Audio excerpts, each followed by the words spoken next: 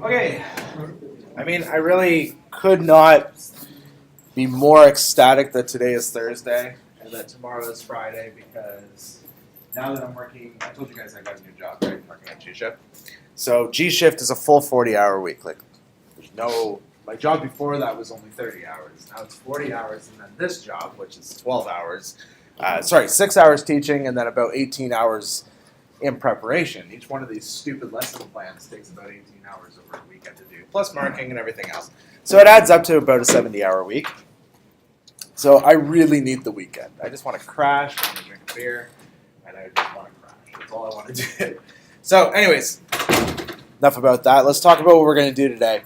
Today is going to be a bit of a different format and probably a little bit different than what you used to. So we have the quiz, but the quiz is open like it's been in the past, so you're welcome to take it whenever you want. The quiz is on the DOM, part 1 and part 2. There's 10 questions. They're very easy, and you can just fire through them whenever you're ready. It's not timed, but you do only get one attempt. So make sure you've done some research and that you can actually do it. I don't open tests that are failed, so if you fail the test and you ask me to reopen it so you can retry, the answer is always no. Okay, it's only worth 1%. The whole idea is to gauge where your knowledge is. That's the idea. So you can do that on your own time. We are going to do a bit of a review from last week because the DOM is such a massive thing to talk about. We're going to talk about it a little bit for the first part. Then we're going to move on to part 1 of objects. This thing here, and we're going to take a look at objects in depth because the DOM is fantastic. You learn that objects exist and how to use those objects that already exist in the API. But the real power of JavaScript is learning how to create your own objects, manipulate those objects, manipulate existing objects like the HTML DOM objects and stuff like that. So understanding the basics of objects is really important. So that'll be today. And then we're going to do the first part of assignment 1 in class. So I did this for the Tuesday group as well, because with the amount of questions that I've gotten, I feel like it's just much easier if we go through it and do it together. So what the end result will be is you will have the basic game logic. We'll all be there. The things you will be missing is the CSS styling. You will have to do that on your own. And you will be missing the brain just stopped working completely. The reset. You'll have to write the reset. 2 small very pieces, and due by Sunday still. I'm not changing the due date because we're going to do 90% of it in here. But I figured that'll be good. So for assignment part 2, I did have one student ask me, they're not here today, but they did ask me what we're going to do for assignment part 2. Assignment 2, I think what I'm going to do is I'm going to give you a list of requirements. Like, you must have an object, you must have an object constructor, you must use prototype, you must use these certain things. But the actual idea of what you do will be open to you, which means you'll be able to build whatever the heck you want at that point. Now, I've gotten mixed feelings from students in the past about that. Some students, actually I'd say about 80% of students love that idea because it gives them the ability to practice this new language and just kind of break out of the mold and do whatever the heck they want. 20% of the people hate it because they want to be told exactly what to do and exactly how to do it. So I don't know. What I might do is just do 2 pieces. One will be an actual structured piece, and then the other one will be open-ended for those of you that just want to break out of the mold and go build something cool. Okay? So I think that's what we'll do for assignment 2. I'm going to take this weekend to think about it, and I might do the same thing that I did with the subject lessons and just stick out a question on Slack and say, what do you think, and get some feedback. I felt like that worked for this, so it might work for that as well. Cool? Any questions about today? Awesome.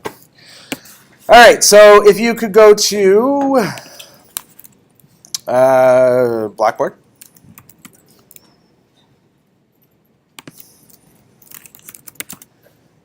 Sign in.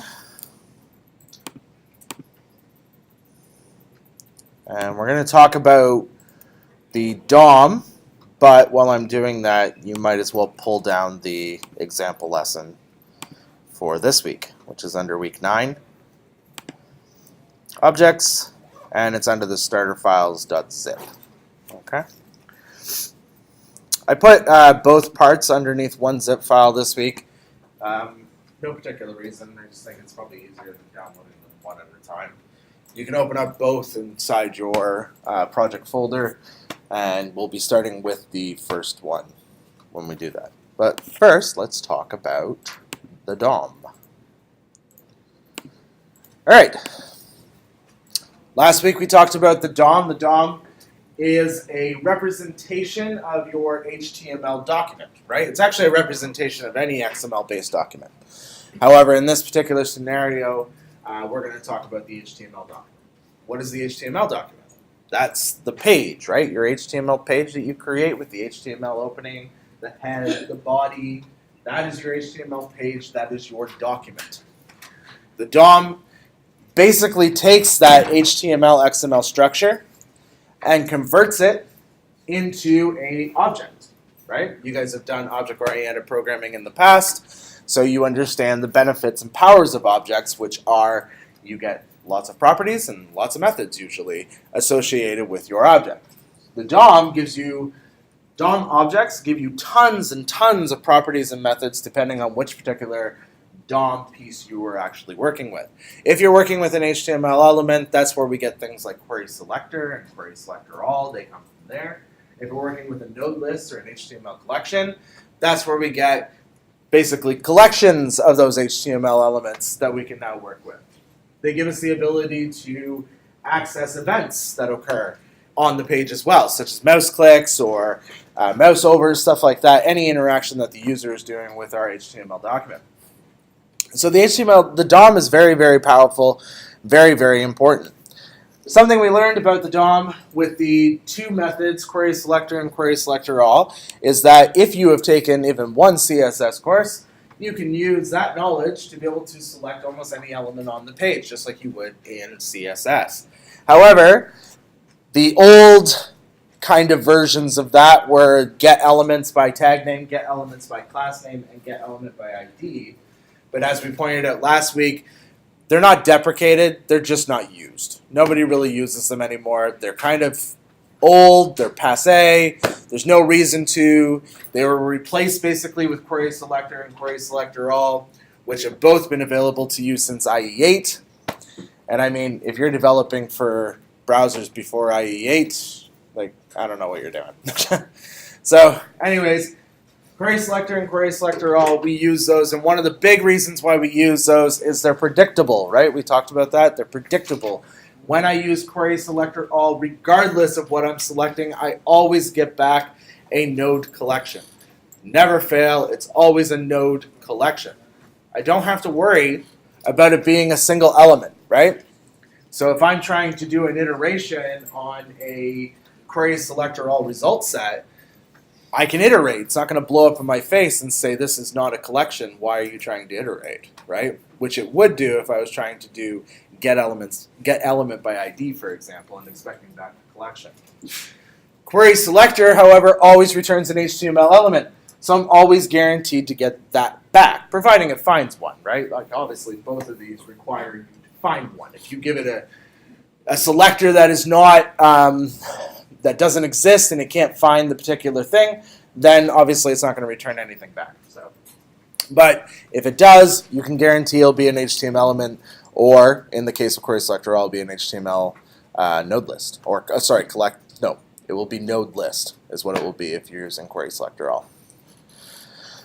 We took a look at both the HTML collection types, the node list and the HTML collection. HTML collections are returned back from get elements by class name and get elements by tag name. But because we're not using those anymore, it's not really something you need to concern yourself with. We're using query selector all, which will always return back a node list. Okay. We talked about DOM walking. Isn't it funny how you can take a 3-hour class and condense it into like 10 minutes? We talked about DOM walking. DOM walking is basically us moving our way through our HTML page. You do this with CSS, right? You do it all the time with CSS. If you start in the body tag, For example, say you have a paragraph in a section and you want to access that. You can start at the body tag, right? And then you can move to the section. And then you can move to the paragraph tag, right? We do that in CSS. And we can literally take that query right here, this CSS selector string, and pass it right into query selector all, and it will return back all the elements that meet this particular CSS selector. Or if I'm doing it to query selector, it'll return back one element that meets that CSS selector. That's one way to do it, but the other way we can do it is we can use query selector, bring back that HTML element, and we are now in its scope, right? So we could query selector just body. And then now we're in its scope, and because we're in its scope, only elements that are underneath it as children are accessible to us, right? So if I run query selector again, I can run it on section and pull just back the section that happens to be a child of the body. And then if I want to grab just the paragraph tag within this section, I can do query selection again. And because it's scoped to section, I'll only bring back that paragraph, right? So there's two different ways to DOM walk, and there's two different times that you would likely do it. It just depends on what you're trying to do. You may use the query selector version if your DOM is dynamically being built, and you're not necessarily guaranteed to have the elements you're expecting to be there, so you might use the query selector version of that to walk, or you may use the CSS selector if you already pre-know. Yeah. If you're using query selector all with that, but there's multiple sections with multiple paragraphs that you don't want, you would have to use a different. Yeah, you would have to do a pseudo selector, right? So just like in CSS, if I have a body and I have 6 sections, right? But I only want number 1. I don't want the other 5 sections. Then I would do document.querySelector body, right? If we're going to DOM walk it, and then I would do .querySelector section : first of type, or first child, or of type 1, or whatever. I'd use a CSS selector with a pseudo selector attached to it, just like you do in CSS. But what if there's multiple sections that you do want to select, but others you just don't? So like I want to select 1 and 2 and not 4 and 6. Yeah. Then I would add a class. And then I would just select by the class. If I could. If it's something where I only want every odd, there's pseudo selectors for that. There's : odd, which will allow you to grab every odd. Sorry, it's of child, and then you pass it odd. And it will select every odd. And that's available in CSS and JavaScript. And then if it's even, you can do the same thing, but with the word even, right? But if it's something very goofy, like every 4th, right? There are pseudo selectors for that. Of child will actually accept, it's weird. It's like n plus 2, and it uses n and passes it back to it, and then that allows you to select like the 4th version of it, or the 5th child, or whatever you want to do. You'd have to research that a little bit on those selectors. But the cool thing is once you learn those type of selectors, Alex, that's it. You know CSS selectors now, and you know how to query the DOM at the same time. It's not like learning 2 different selection versions, right? Which is awesome. Unlike get elements by ID and get elements by tag name and get elements by class name, this is awesome because you're just learning one thing, and then you can use it in 2 scenarios, which is pretty cool. Okay, so that's that part. I'm going to just jump over to 2. All right, in the second part, we changed some different stuff on the screen. We grabbed some elements. We grabbed the H1 and we changed it. And we talked quite extensively about HTML elements and collections and node lists. We explained the very important concept that most things in JavaScript are objects, right? Even strings and numbers, when you first assign them as a native base type, they're not an object yet, but the second you do anything to either of those things, they immediately get wrapped in an object and they become objects. It's instantaneous, right? The second you take that string and assign it off to a variable, that variable now becomes an object with the string prototype attached to it. If you do it to a number, it immediately attaches the number prototype to it. If you call .length on it, it'll immediately cast it to an object and give you the string prototype on it. They're immediate, right? So the truest thing I can say is most things in JavaScript are objects. But you might as well go with the idea that everything is. Because at some point it will just turn that way. So in standard object-oriented programming, classes are created as blueprints. We talked about this quite a bit. Today we're not going to get into it, but we will next week. We're going to talk about object constructors, which kind of resemble classes, which is cool. However, JavaScript does not have classes natively in it. There is the class syntax that's been introduced as of ES6. However, under the hood, it's still prototype, so it doesn't really make a difference. When we talk about prototyping, we'll take a little bit more of an in-depth look at that. And we talked about the HTML collection and node lists and properties and methods. And that leads us in today's topic, which is objects. Ta-da! Sorry, that's the lab, this thing. So, hopefully while I was talking, you were getting your environment up. You've got your page open to our objects part 1, and you've got your main.js file open.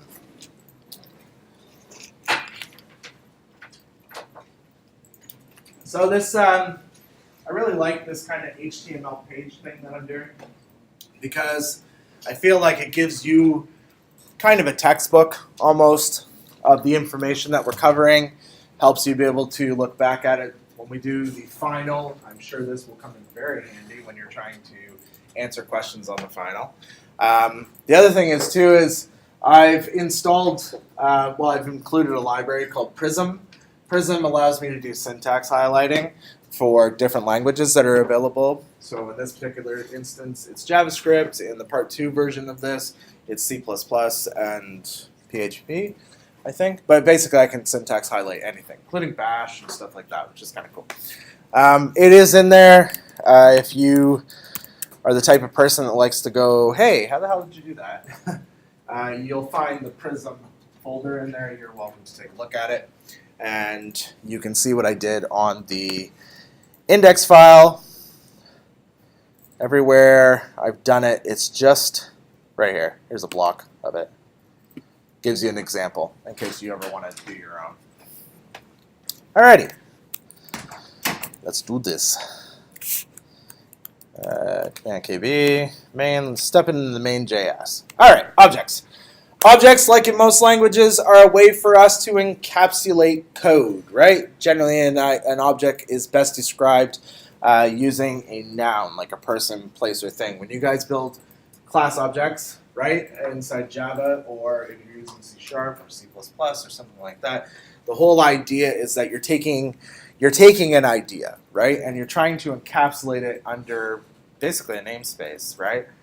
So when you create a class called bank, the idea is that things that relate to the bank are encapsulated underneath that class. That's the whole idea, right? And then as you create other things that relate to bank, you might start introducing things like inheritance, right? So accounts will inherit from bank, and the checking will inherit from accounts, and savings will inherit from accounts, and so on and so forth. But the whole cool thing is that all of this is encapsulated underneath this one idea of bank, right? JavaScript is not far from that. You still have that kind of basic idea. You can do the same idea using functional constructors. However, the idea behind an object being an idea and an encapsulated collection of things is something that is very important to understand. The cool thing about JavaScript is you can just build them on the fly as you go. You can kind of do that in C++. I don't know, does Java have structs? Does it have like throwaway objects that you can create without needing a class? Like structs? No? Well, C++ has structs, right? Basically, they're the same as a class, except for they're automatically public, whereas classes are immediately private. But the cool thing about them is usually you populate properties inside them, so you have a place to just like store little properties and kind of move it around through your code. You can kind of think of like the objects that we build in JavaScript as being kind of like that, like the basic objects that we're going to do right now. They're kind of like that. They're more like structs. They're actually called object literals. So basically what it is it's a variable equal to a set of curly braces. That's the object literal. And then now we can plug in various properties inside of it. So properties are basically, we can consider them descriptive words, right? They're adjectives that are basically used to describe different aspects of your object, right? So if you have a class person, then your properties would be like hair color, eye color, language, stuff like that, right? If you have methods, you can think of them as like the verbs, right? That's walking, talking, moving, basically any kind of action that you perform. Those are usually what your methods are. In JavaScript, though, we don't really have methods, right? On an object, everything is a property. It's always key value, key value. The cool thing is, though, is because JavaScript is duck type. Does anybody know what duck type means? Walks like a duck, quacks like a duck, must be a duck. That's basically where it comes from. Because JavaScript is loose and everything is implied, when you assign a variable a string, well, the string walks like a duck, talks like a duck, so it must be a duck. So it automatically assumes, yep, that's a string. Cool, I'm now a string. I'm Mr. Variable and I am a string. And then you assign Mr. Variable a 5, and it goes, all right, I'm now a 5. I identify as a number. I am now a 5. Or you give it an array, and then it's like, cool, now I'm an array. It doesn't care. As long as you tell it that this is what it is, it's just like, yep, that's what I am. I'm those things.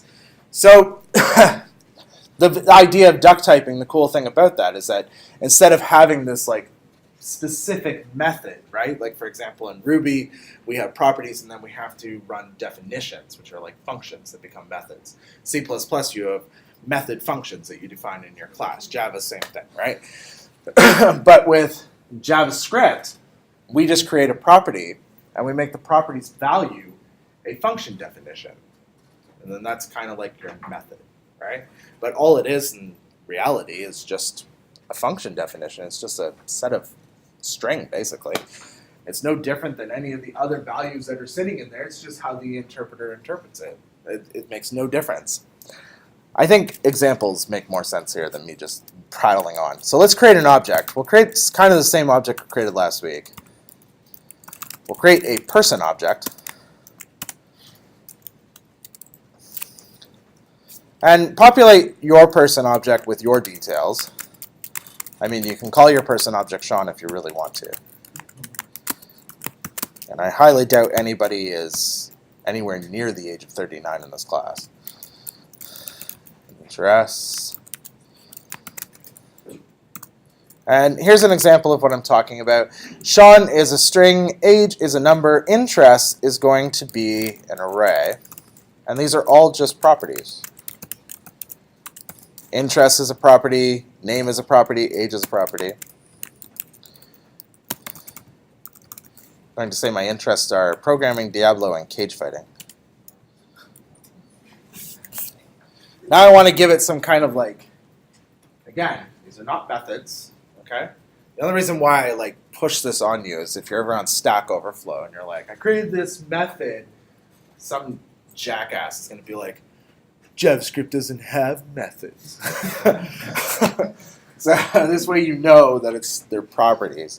All right, so I'm going to create a function definition and assign it to the property talk. Function definitions are simply just anonymous functions. Console.log I'm 39.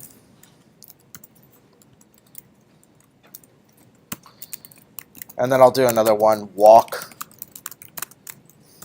And we'll give walk the very complicated game script of posx plus equals 5. There we go. Let's talk about the syntax a little bit. You'll notice that each property right after its value is separated by a comma, right? That signifies that we're moving into the next property value set. How many of you have actually worked with JSON before? Okay, so this should seem very familiar. JSON is kind of the same structure. It's key value. And that's all we're basically doing. We're just creating a key and we're creating a value. So the first key we have is name. The value of name is Sean.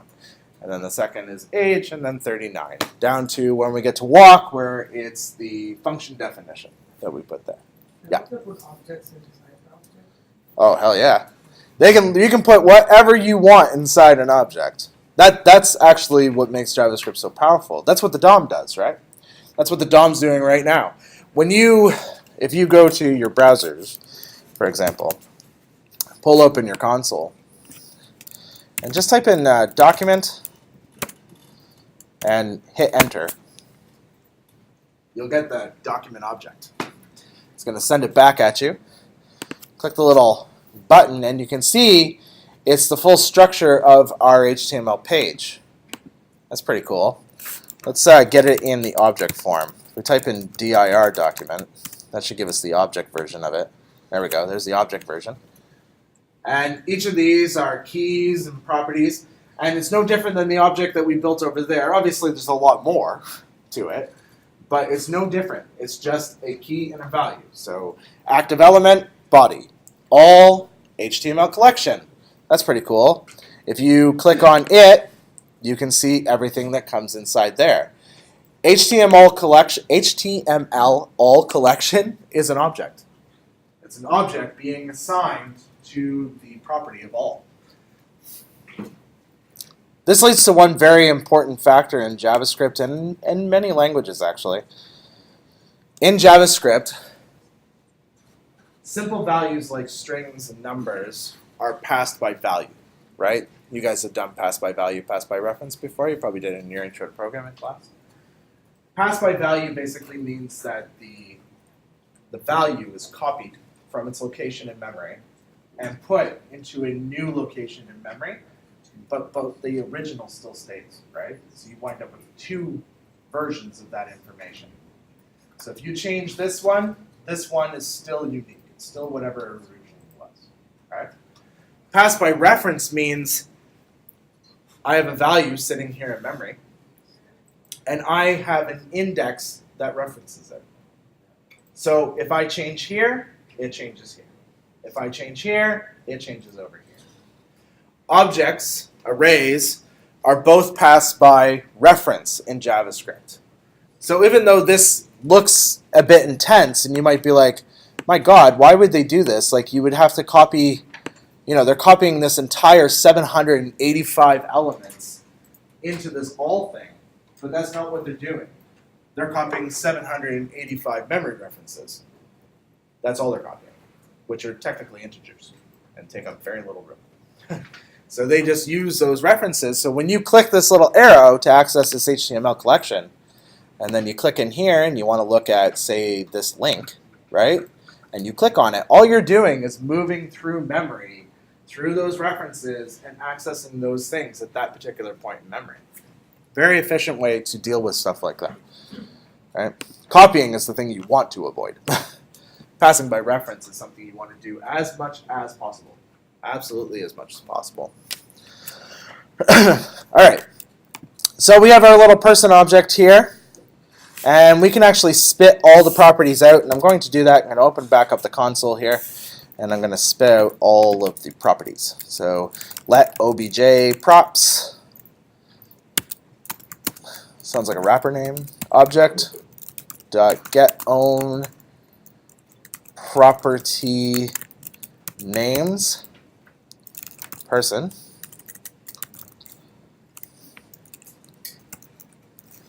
And then you can just uncomment the thing underneath it and hit save. One thing I will say about JavaScript, some of the names it gives objects and some of the names it gives functions are insanely long. And you have to try to remember this ridiculous thing. Like one of the most common properties that you'll use, I'm going to say method. When I say method, I mean function, okay? One of the most common functions or method that you're going to use is stop propagation. It's a very, very popular, we looked at it when we did events. Stop propagation is probably one of the more popular ones that you're going to use because it stops bubbling, right? Remember how we looked at bubbling? When I click on the child, oh no, the click event also happened on the parent. to stop that from occurring, we use something called stop propagation. The problem is spelling stop propagation can be very tedious, and I tend to often spell it wrong and break my code, so I have to go look it up. Anyways, first world problems, right? Output all the properties on the object. So when I actually spit this out, I can see that our object has name, age, interests, also talk and walk. All I'm doing is outputting the properties, and this is reinforcing and proving my point.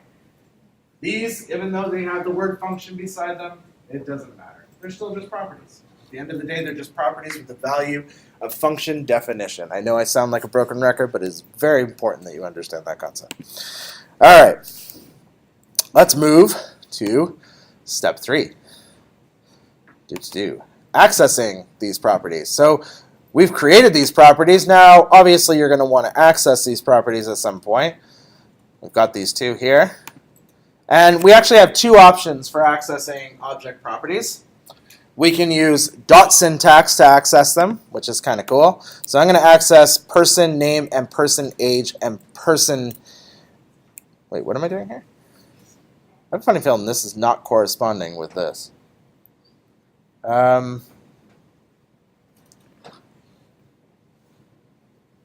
right, because that's silly. Whatever.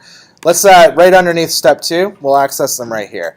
Looks like step 3, I never created a step for this. So to access the name and age, very easy. All we have to do, we'll just do console.log so we can spit it out to the screen. We just simply name the variable that we're using, reference it, right? So the object is currently stored in a variable called person.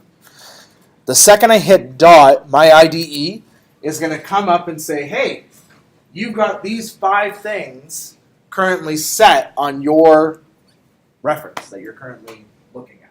On this variable, you have these 5 things.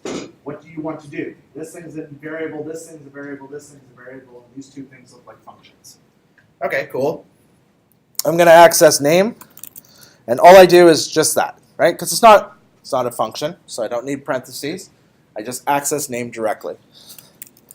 As soon as I do that, you can see it spits out Sean down inside the console. I'll make that a little bigger. There we go. Oh, grabbing this thing is very annoying. There we go. Now I'm going to, right beside it, I'm just going to put out age as well. Pink.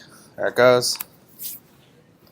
And if I wanted to, say, call one of the functions, that's not hard either. All I have to do is just go person, well, console.log it out. Console.log person dot talk. If I do it this way, obviously it's just going to print out the function definition.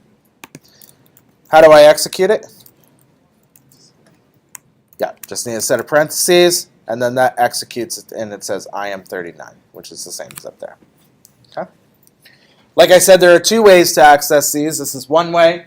The second way to access these is to do the index method, which is you just write the square brackets just as if you're about to access an array, and then inside you put a set of quotes, and inside the quotes you put the name of the property. And if you look, it shows Sean. I can do it with age as well. And I can actually do it with the function definition too. I can do talk, like so, and then I just add a set of parentheses at the end. And I'm calling my function.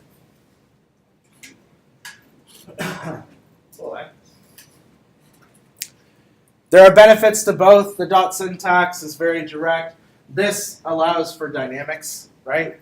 Because it's just taking a string as the index name, you could dynamically call properties. You could also dynamically set properties at that point, which, makes things kind of cool. Just note that the dot syntax is not in quotes, and the index syntax is in quotes. It's very important. If you take the quotes off of name, for example, what do you think will happen? So if you remove the quotes from name. Name is undefined. Right, and why do you think that occurs? Because it takes it There's as a, on permanent, right? No. takes it as a variable. Yeah, exactly. It thinks it's a variable. So it's going to try to go find the reference, right? So you could do, so for example, say, we'll just show you this. Let's take the quotes off name and save. And where is it spitting it out? Yeah, you see right here we get undefined because it doesn't know what it is, right? So if I want to fix that, because it's a variable, I can just go let name equal name, which is a bit redundant. And then now it says Sean. See? So that is cool because you can actually use variables to access index properties. Is it not properly displaying the first person dot top? This one up here? Yeah. No, that spits out right here. Oh, So it tells you, inside your console, it'll tell you what line that you're actually outputting on. And it's going to say main.js7 because that's where the console.log was actually defined. So it's a little confusing, but we are calling it from line 19. And then, again, we call it on line 22, down here, right here, and we spit it out as well. that's also since Right, because what it's doing when you're executing the function, it's going past it jumps back up here, exactly, and then calls it from that particular point. That's how debugging can get a little confusing. It can get really confusing because you're getting output in areas you're not expecting because you're calling functions, right? So that can make things a little bit tricky sometimes. All right, let's use our newfound knowledge of how to access properties. And we're going to populate these 4 fields that are sitting right here. So I'm just going to jump down to that spot. So in order to do that, you are welcome to move on ahead through here if you like. I'm just going to leave it up so that you can actually see it as we populate it. So the first thing I want to do is grab the person name from the HTML, right? So you'll remember this from last week from the DOM. I'm going to create a variable called person name. You can literally call it whatever you want. How do I select the ID person name? Does anybody remember the syntax? Yeah, document dot query selector, yeah. And what do I give it as in CSS string? With a hashtag or without? Hashtag. Yes, with the hashtag. Person name. There we go. And then we're going to change the value. You can't see it right now because there is no value there, but we're going to change the value of person name, but I don't use dot value. What do I use when I want to add some text in there?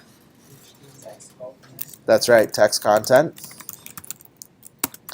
equals, and I want to access the person name. How do I access it?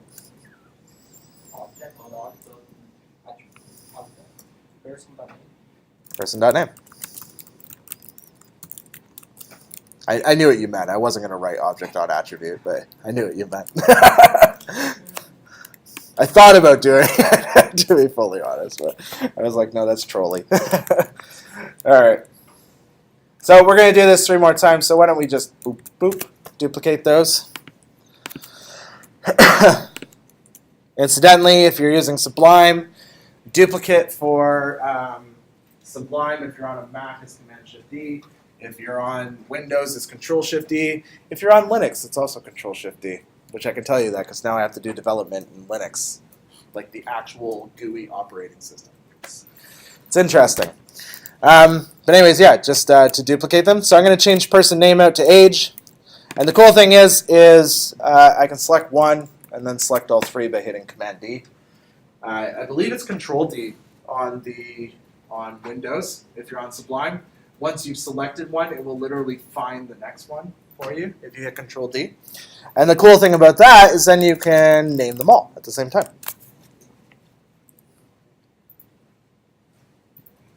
I'll do that again. The double click is probably one of the most important things I've ever learned. Double click is fantastic. If you double click on a word, it will select the whole word, right? I can double click on document. I can double click on query selector. See the convenience of that though? It's only grabbing those things with no symbols. What? There's also triple click, it will select the line. That's true. Yeah, I'll select that particular line. the cool thing is I can easily move through my IDE by being able to double click and triple click. So now I can do Command D. That selects the other two instances of it. And then I can change that out to person interests. Like so. I think that's how you spell interest. Looks correct.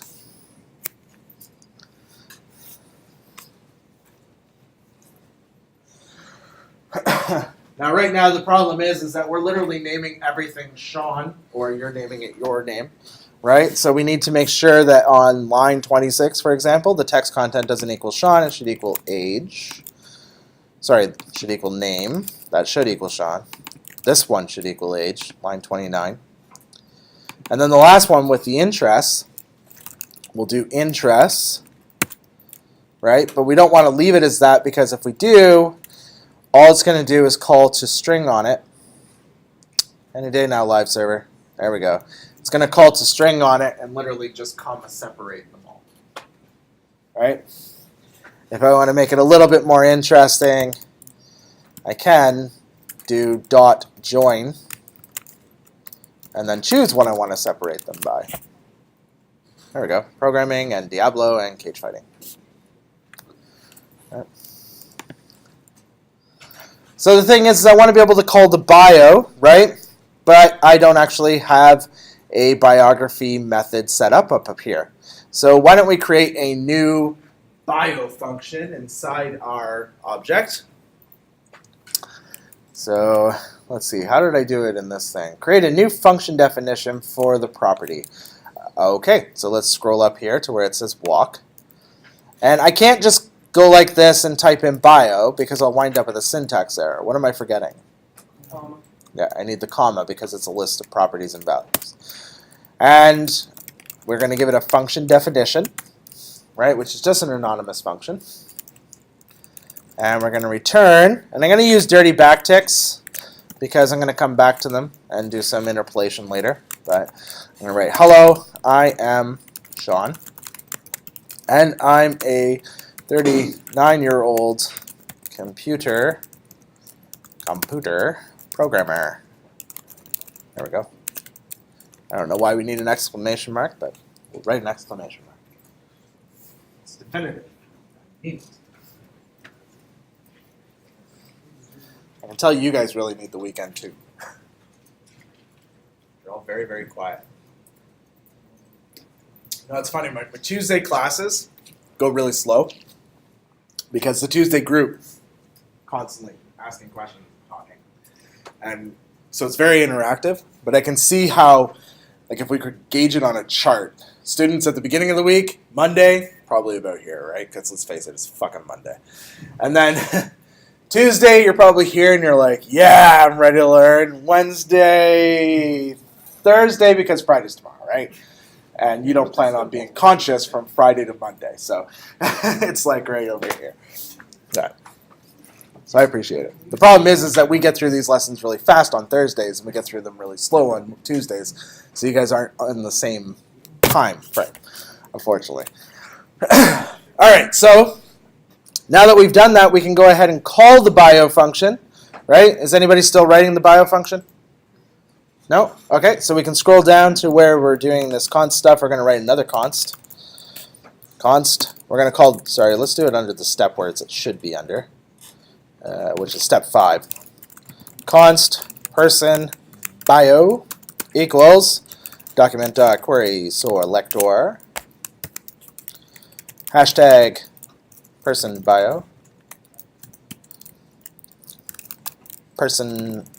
bio dot text content equals, and how do I call this wonderful thing?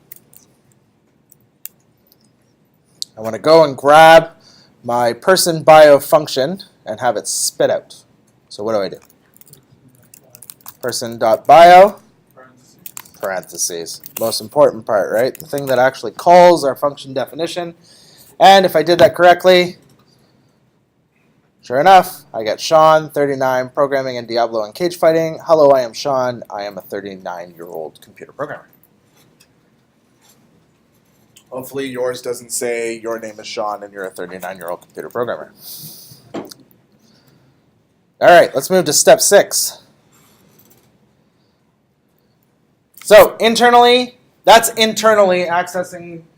Internally accessing properties is a little bit different than externally accessing properties.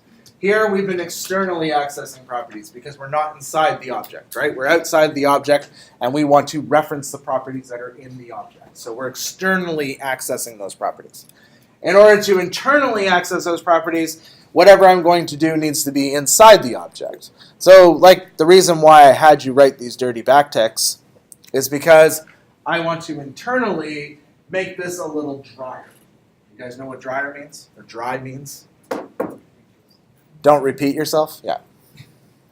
That's what dry means. Probably one of the that'll definitely get you a point on an interviewer's little check sheet if you know what dry means. Because dry is one thing to know, it's one thing to practice. The idea is that if you're ever writing something more than twice, you should be drying it. So you should be rolling it into a function or some way so you're not duplicating code, right? That's the point of dry. All right, so let's dry this. So first of all, there's three things that we can actually dry up. The first thing, we could dry up the name, right? We don't need to write Sean. That's pretty hard-coded in there. We might as well use our property that's in there already. So because this is dirty backticks, I can write a string interpolation syntax, right? And then inside there, I can write whatever I want. There is a very, very important keyword in object-oriented programming. Probably one of the most important keywords out there. Does anybody know what that very important keyword is? Yes, it's this. This is an extremely important keyword. You must know this. It's stars. I don't know what I was doing there. That's close enough. Whatever. You get the idea. Glitter, cannons, the whole bit. This is very, very, very important concept to understand. This represents the ownership of the object we're currently in. So when you use this in classes, it's referencing the class that you're currently inside, right? When you say this.name, that class better have a property called name because you're trying to access it. That's basically what it means. It's not any different in this particular scenario. This will refer to this object. And we can actually see that in the bio function, just before your return statement, write console.log and just put the keyword this inside of it. Whoops. Right. Gobbledygook. No, you want something in there. I'm going to change this name, and then it should be fine. There we go. That's interesting to know, though. You can't just add the string interpolation syntax without putting stuff inside of it. It gets mad. Anyway, so when I do this, come on. When I do this, I get my object back, right? That's what it's spitting out. There's my object. There's its properties, age, bio, and interests. There's name down there, talk and walk. Interestingly enough, notice that it's not in the same order that I defined it in. It's defined in, it actually spits it out in alphabetical order for whatever reason. Doesn't really make a difference. The point is that this literally represents, from this curly bracket to this curly bracket, that. That's its literal interpretation. What's that? This is equal to that. This is equal to that. That's right. And it's actually true. It's not even just equal to it as in when you reference this, that it's a copy of your object. It's not. It's a reference. It's an actual reference point. And it's something that you'll understand when you start working, well, it depends because it's an elective. So not all of you will likely do it, but some of you may. If you take C++, that's where you really get to learn how this actually works in languages. This actually equals something like, nope, the F, not G, or that, 6A, B, 0. It equals some memory reference. That's what this is basically representing. This memory reference points to your object. That points to, so I can draw the curly brackets. That equals your object. It's a reference point to your object. Why to use person instead of this. What's that? Want to use person instead of this inside the. It will still work. So if you were to use person inside there, it will still we need to scroll up to where we're actually spitting that out. It will still work just fine. Again, it's just still just referencing. Just now you're doing more like the Leonardo DiCaprio Inception kind of idea because you're like referencing within your reference. So yeah. But it doesn't break anything. We're going to change it to this though. So we can change other things. We might as well change the 39, right? And that would be, what will be my syntax? Yeah, this dot age. And then the computer programmer, I'm going to change that out too. And I'm going to make that this interests. And I'm going to just choose one of them. I'm going to choose the second one. There we go. I am Sean, and I'm a 39-year-old Diablo. It's the El Diablo. All right. Diablo walks the earth. What's that? Diablo walks the earth. Yeah, Diablo walks the earth. That's true. All right. So that's how we internally access properties. We know how to externally access properties. The cool thing about being able to externally access properties, one thing you're going to notice as you're working with your objects, you're going to wind up, oh, I'm not done yet. I'm getting way ahead of myself, actually. Right, no. We have one more thing to do.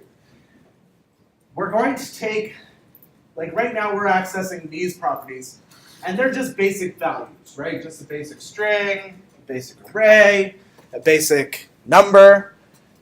But you're not limited to that. Because properties only have values, and a function definition is just a value, you can internally call the function as well. You're not limited. You can call whatever the heck you want. It doesn't matter. So we're going to do that next. We're going to create a new method. Again, inside here, we're going to call it toHTML. We're going to say function selector. So we're going to give our function an argument, or a parameter, I should say. We're going to say let div equals, and we're going to use a method that you guys have become slowly familiar with, create element, and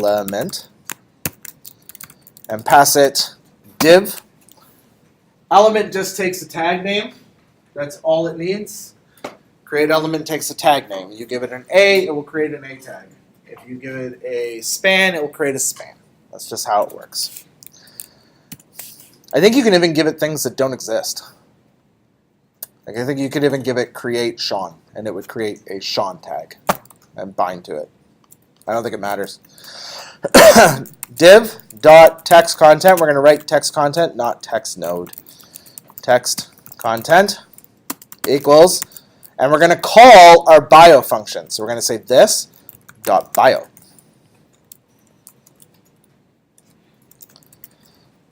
And then last but not least, we're going to use document.querySelector. We're going to select the query that they pass. And using chaining, we're going to append our div element. Chaining is very, very cool. It's a cool concept in class programming as well. The idea is that whenever you're done with whatever method you're working with, you always return the current state of the object. That's essentially what you're doing. So in this scenario, it's no different. We're starting with our query selector, right, which is going to return back whatever happens to be in here as our object. Then we're going to call append on it.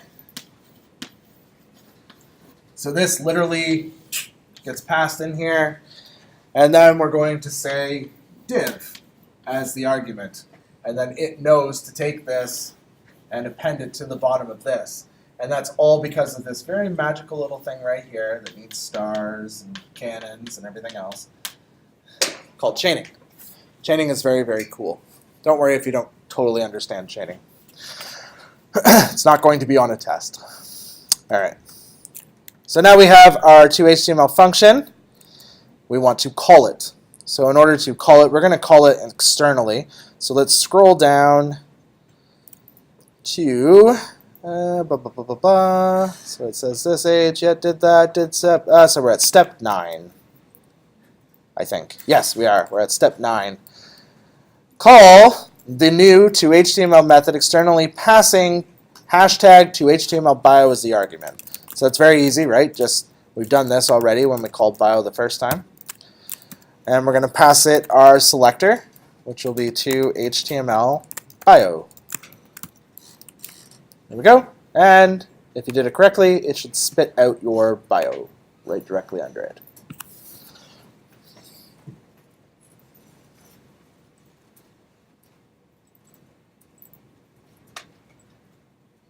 So we're not limited to just calling basic property values, right, and retrieving them back. We can also fire off functions. We can access objects. We can store new objects. We can do tons of different things. Like, we're not limited whatsoever. It's very, very, very, very flexible in its use case. All right. How much more do we got to go here? Not too much more. I'm going to finish this up, and then we'll do the break and the live at the same time so that you guys can run and grab food and that kind of thing. And then after that, we'll do the assignment thing, and then we'll call it a day. All right.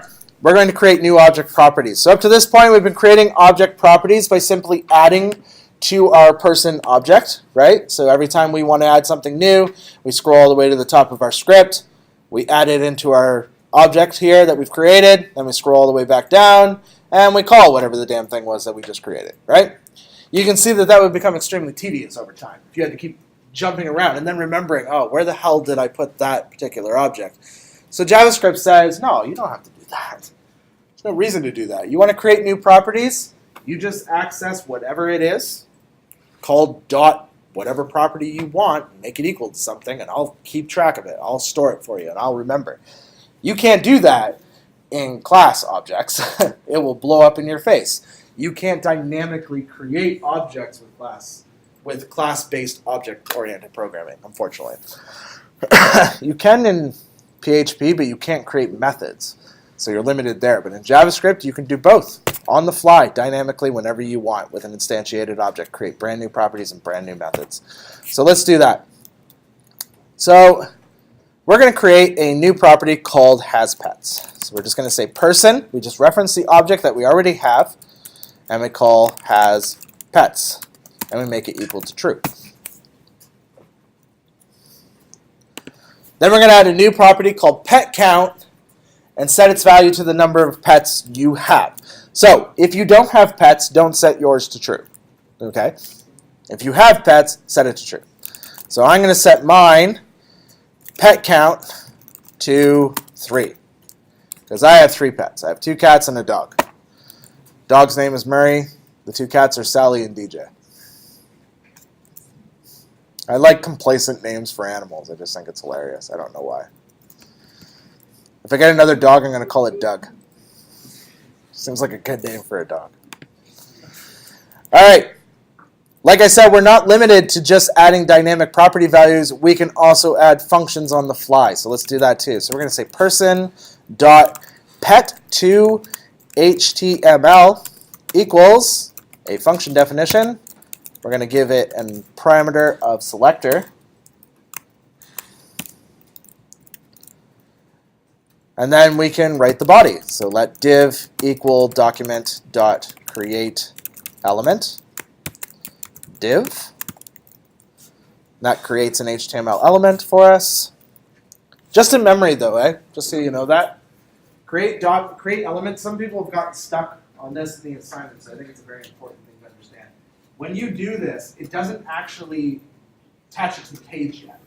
It creates what's called a document fragment, which is literally, it creates the object and stores it in memory. And then it just sits there, waiting for you to do something with it.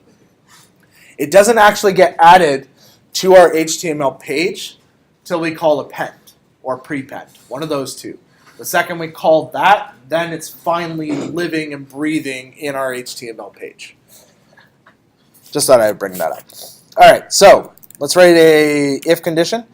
If this dot has pets, and we can call this because we are in the context of person. If that's confusing, you can also write person. It doesn't matter. But this does work because we're in that context. So this dot has pets. So if this dot has pets is the equivalence to saying if this dot has pets equals true. It's the same thing, it's just shorthand. Okay? Just be careful with that because if this dot has pets returns 0, that is false. That is not 0 pets, that is false. So you need to be cautious about that. Div.text content equals a couple of dirty backticks. Write some string interpolation here. We're going to say this dot name has this dot pet count pets. Nope. Otherwise, or better known as else, div.text content equals dirty backticks $, this dot name doesn't have pets. I mean, what do you have against pets? Document.query selector.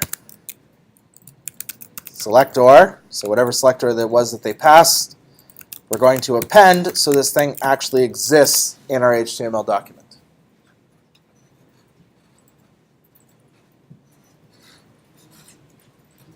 And congratulations, you just externally added a function on the fly.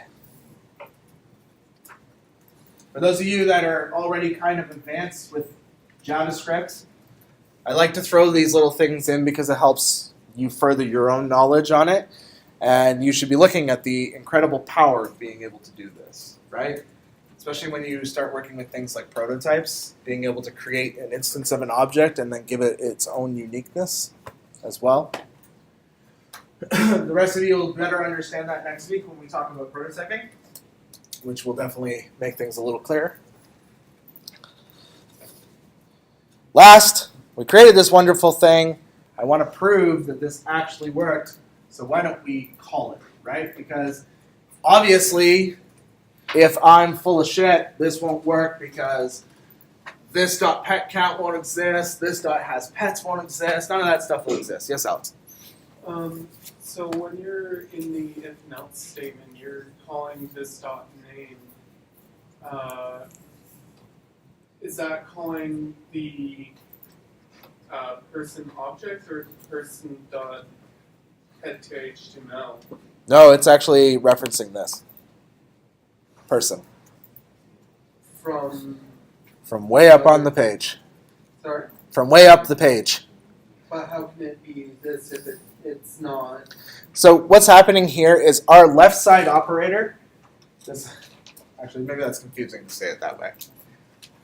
Basically, this context, which is person, which is our object, right? That's the object that we created at the top of the page. It's getting passed into our function. So this is getting passed into this scope block. Okay. So now we have access to it. It's entirely available to us. So we can use this because it's always referencing person for us. Okay. So you can't do it outside of that block? No, if you were to call this outside the block, you are now in the window object. And this will literally refer to the window. And we can actually, I can show you that. Because it's not a bad thing to know. So I'm going to write outside. Outside. There we go. Pass it this. Before I save, because I have live server kicking on. Command Alt J, so we can see things. How many of you are actually using live server? 1. Wow. The other class was like 12. That's cool. I'm not saying that. I realize how that sounds. I don't mean it like that. If you ever want to know and you're stuck on it, just, I've had people ask me directly. I have no problem helping you set up live server. It makes things handy. Basically what it does is when I hit Command S, I don't need to refresh my browser, it immediately refreshes for me. So anyways, there you go. Outside, there's the window object.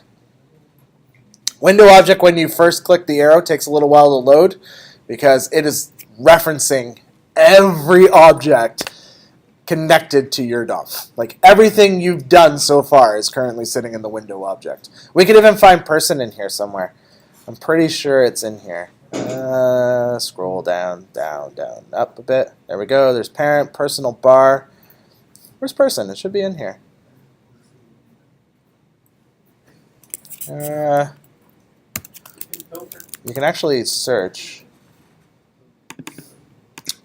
I might be wrong. It is connected to the window object. I'm just not sure how to actually access it. But it is connected to the window object.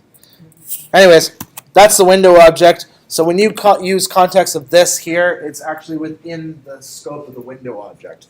But when you're doing it inside this function here, it's using it based on person. Yeah.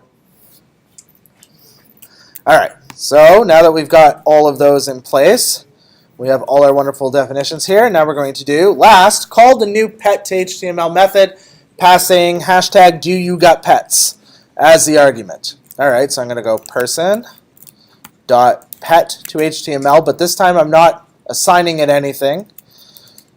I'm going to pass it the hashtag do you got pets. I'm going to X this so you can actually see what happens. I'm going to zoom in a bit. Bonk. And S. There you go. Sean has 3 pets.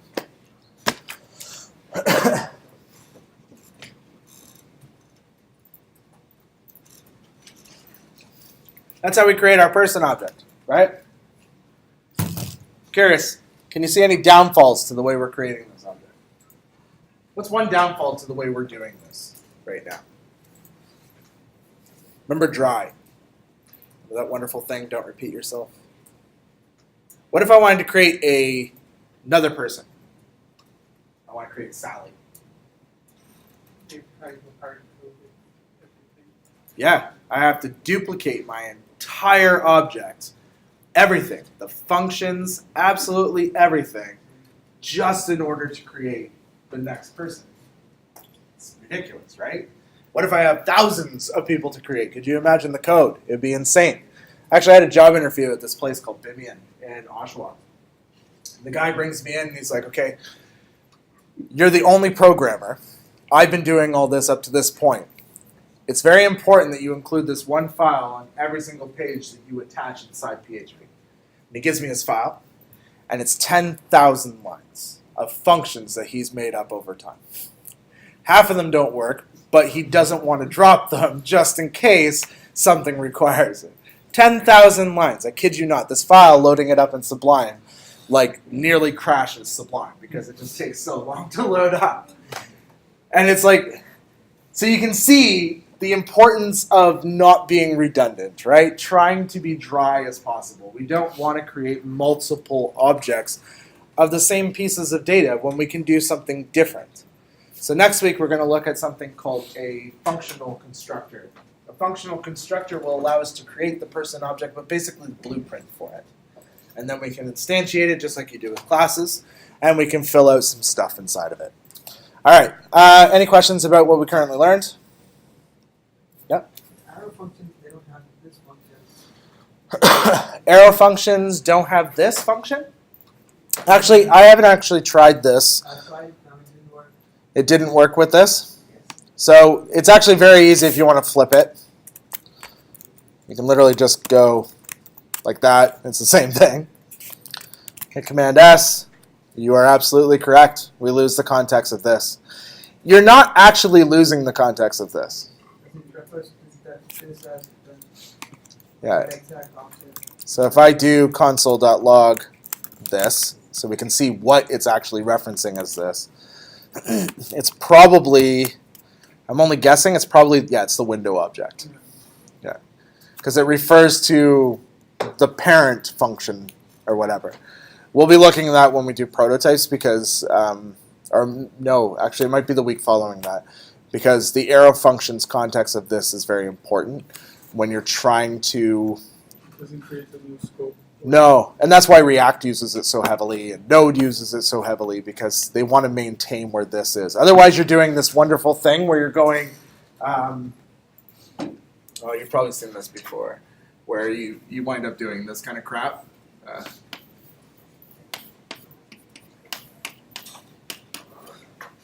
That kind of stuff, just so you can maintain that context, and then you pass that in, so that way you can keep track of the parent's version of this.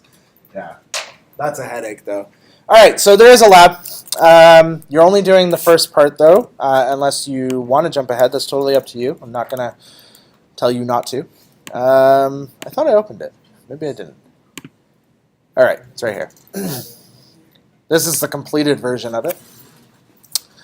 The instructions and everything are inside the lab itself. This is just basically the finished product of it. I'm just going to zoom back down to a normal thing. So part 1, there's 5 steps. You're going to create a new object called Storyteller. You're going to give the Storyteller object a property called name with a value. You're going to give the Storyteller object a property called address with a value. Then you're going to give the object a property called bio with the function. So basically we're doing exactly what we just did. And then using the DOM techniques you learned last week, fill out the storyteller's information, which is just these 3 fields. Probably take you about 15, 20 minutes tops. So we'll take a half hour.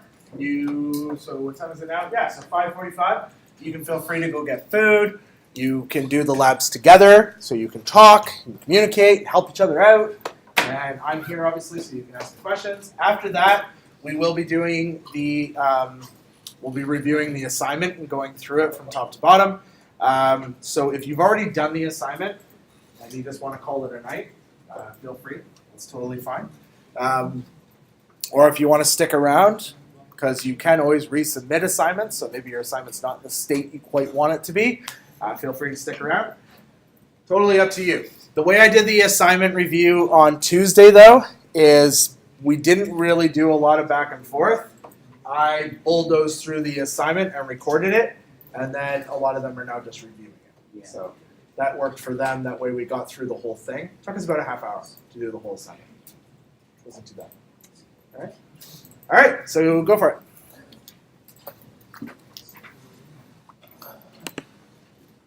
I figure it's a good idea to record it. I did record Tuesdays as well, so feel free to watch both. It doesn't matter. It should be roughly the same anyways. But I like recording 2 copies of it. That way, if you ask any questions, your questions show up in this recording, and you can expect it to be there. All right, so I will say that this particular assignment was, this is my first kick at the can teaching JavaScript at the college for client-side JavaScript. I taught the mean stack in the summer, which is a bit more advanced. But perhaps this thing was a little bit more intense than it needed to be, I think. So I apologize for that. So to make up for it, we're actually going to go through the core logic of it together, and we'll write it out, and then you'll be responsible for doing the CSS styling in the background. If you want to add any extra flair with JavaScript, you can. And then at the bottom, this reset method, which is like 5 steps to reset, it will be on you to do. Okay? So, but for the main logic part where you're actually selecting the cards and getting pairs and getting a score, we'll do that together right now. So if you don't have it already, go ahead and pull it down. Hopefully you have it. Hopefully you've been kind of trickling away at it for the last, how many weeks ago did we sign it? Like 6? So there are some cool things, like on Tuesday I showed them this. They didn't know about this. In Sublime, if you're using Sublime, you might be able to do this in Visual Studio Code, I'm not sure.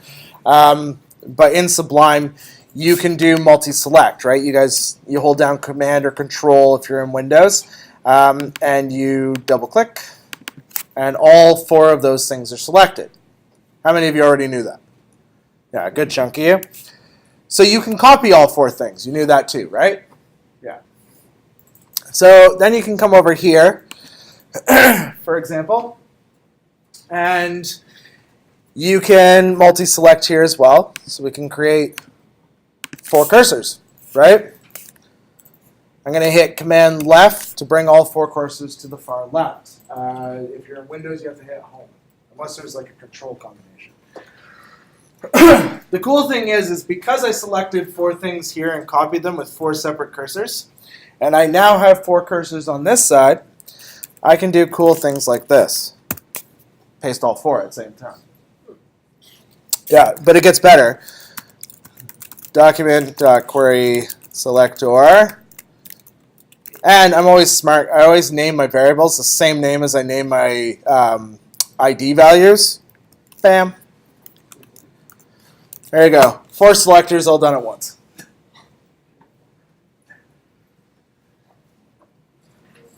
Learning how to use your IDE, probably hands down the most important thing you could ever do. Absolutely. All right, so that selects all 4 of those. We need all 4 of those. We need a message spot to basically post messages to the players, right? We need a game board spot to spit out all of our cards. We need a score spot to say, hey, here's the current score. And we need cards, obviously, which we're going to actually populate in the cards thing. You were going to ask a question? No, Okay. That's cool. All right. The first spot you'll notice is I created this for you, I believe, this part here, which gave you the card values from A to King and a deck. A lot of people got tripped up by the create a function to shuffle the deck, and rightfully so. So the first part of this is obviously just the keyword function, right, because it's a function that we're creating. This thing here, create a placeholder array, is just an array variable. So it's let, and that would be equal to an empty array variable. You can do it that way, or you can do new array if you're so prone to do it that way.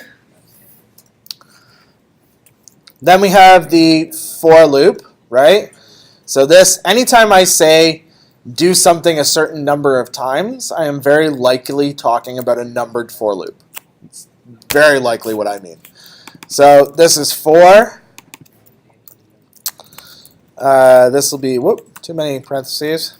Let I equals 0 if I is less than 4, I plus plus. So that'll iterate how many times? 4, exactly. Then, step 2D, using a conditional loop. So what kind of loop am I talking about then?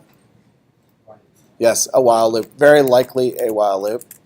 I mean, it could have been a do while, but it's not likely in this scenario. So I wrote card values here last night when, not last night, on Tuesday.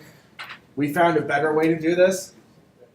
Made more sense. Instead, wipe out card values, change that to temp.length.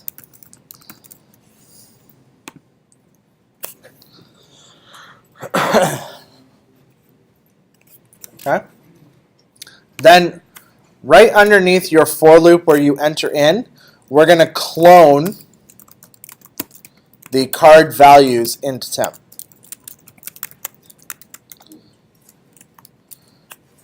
I think we did this in something else too. I can't remember what it was. We did it in another kind of thing like this before.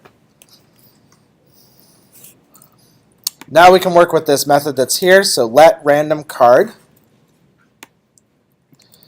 We're going to call .floor .random times the length of temp.length. So, and then under step F, we're going to do deck.push. And this is important. We're going to do temp.splice the random card, because this thing up here is just going to return the index. 1, because we wanted to actually remove 1 from the thing. And then because it always returns an array, we want it at index 0. It's a little convoluted. I'm pretty sure I had a simpler method to it, but I can't seem to find my notes on it.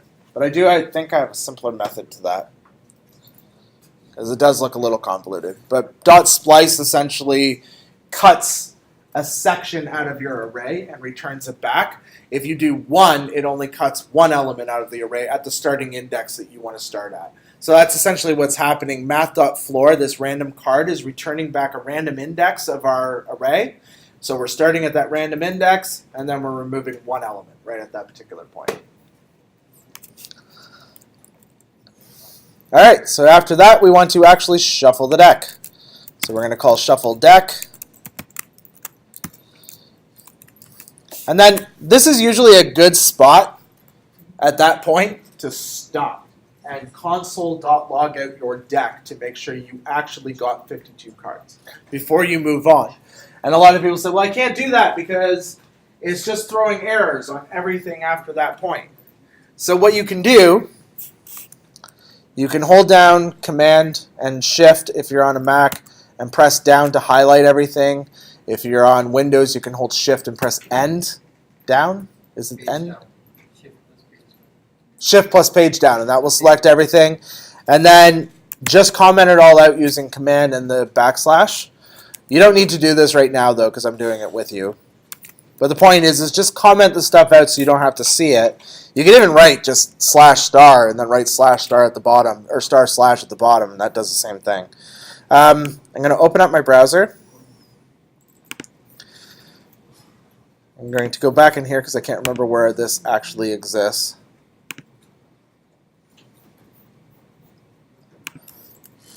All right, there's my browser. There's that. Pull this, whoops, just the index page.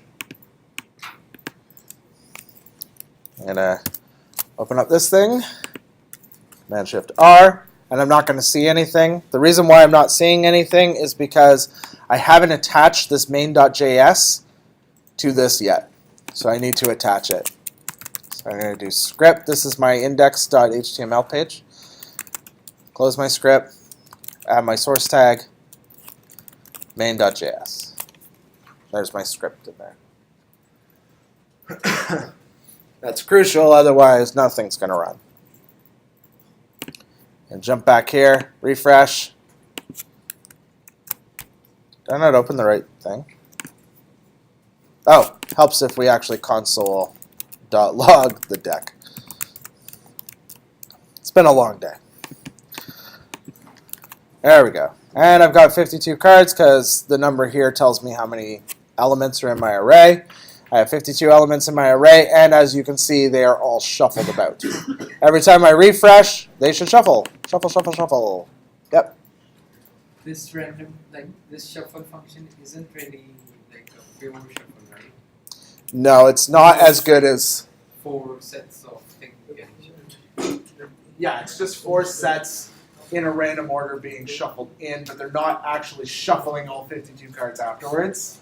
So no, you're 100% correct. This is not necessarily the best shuffle. This would be like you taking each suit, creating 4 piles of your suits, shuffling a suit, shuffling a suit, shuffling a suit, shuffling a suit, and then stacking them on top of each other. That's the equivalence of what we just basically did. But in all honesty, that's okay. Well, we can live with that for now. Yeah. All right. If you wanted to change that, you would need to select all the cards and basically do the same concept, but then shuffle them again afterwards. But anyways. All right. So next, we know that works now. I'm just actually going to Command C so I can see what I'm doing here. So there's my shuffle deck function. Now I'm going to create an array to store 2 players. So let players equals, and it's really just the players' names is all I'm really doing here. Like you can write player 1 and player 2 if you want, or you could write your names. I'm going to write Tom and Jerry. We're going to make them go against each other. Doesn't really matter at the end of the day. The one thing that was missing, though, is the player's score. This is very important, too. And the way I'm doing it is I'm just holding an array with 2 values in it. That was the easiest way to do this. We need to initialize a player, so we're going to start with player 1. But we don't make current player equal to 1. We make it equal to the index number, which is 0. So player 1 is 0, and player 2 is 1. As confusing as that sounds, it's just because we're using arrays to keep track of everything. Like, you don't necessarily need to do that, but for Bossity, in this scenario, would just make your life so much difficult. There's just no reason. You'd be constantly minusing 1 everywhere. All right, now we're going to do the current card. We're going to set the current card equal to null. And that is really important because every time we're done selecting 2 cards, we need to set that back to null. If it's undefined, which is what it would be when we first initialized it, you could set it back to undefined. That would totally be fine as well. But either way, it needs to have no value in it when you're done. All right, step 4. Iterate through the deck and bind a click event to each one. So this is kind of a big step. So to iterate through the deck, that sounds suspiciously like a for loop. So for let card value of deck. What data type is card value? Just to see if anybody's... Exactly. It's going to be either a number or a string. Okay. A lot of people thought it was the actual HTML element, but it's not. It's just the number. Because if you look at deck, deck is only full of numbers and letters, right? That's all that's inside there. All right. We're going to create an element called div. Doesn't really matter. You could create a span if you wanted to. It doesn't really matter as long as you create an element. Then add a card class to the class list on the new element. Okay. So that's easy enough. We're just going to take card L. We're going to access the property class list. It has a method attached to it called add.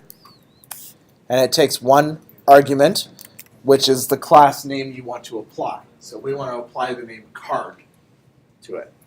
If you don't remember doing this at all, and you're like, we never did this before, I think it's in week 4 or week 5, it's sitting in there. Next, add a data value to the card with the card's value in it. You don't necessarily need to do this. You only really needed to do this if you decided to use suits. If you were using suits, then you needed to do that.